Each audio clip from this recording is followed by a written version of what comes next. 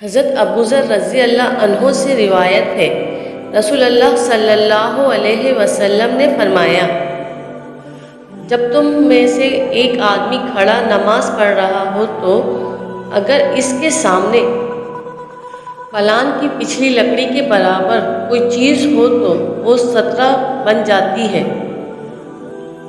اور اگر اس کے سامنے پلان کی پچھلی لکڑی کے برابر کوئی چیز نہ ہو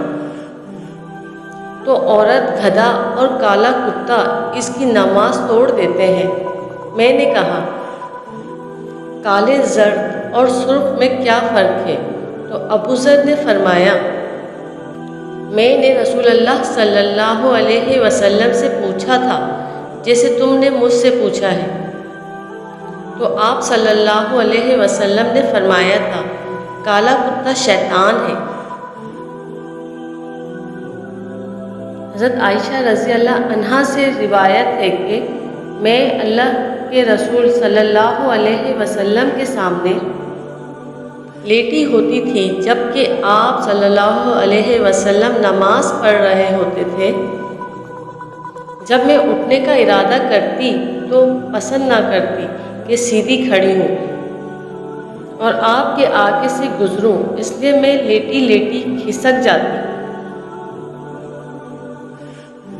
حضرت زید بن خالد نے بصر بن سعید کو حضرت ابو جہیم رضی اللہ عنہ کے پاس بھیجا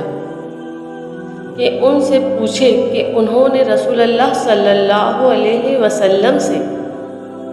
نمازی کے آگے سے گزرنے والے کے بارے میں کیا سنا ہے۔ انہوں نے کہا، رسول اللہ صلی اللہ علیہ وسلم نے فرمایا ہے،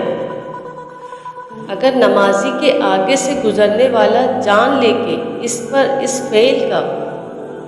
اس قدر گناہ ہے تو اس کے لیے 40 سال یا مہینے یا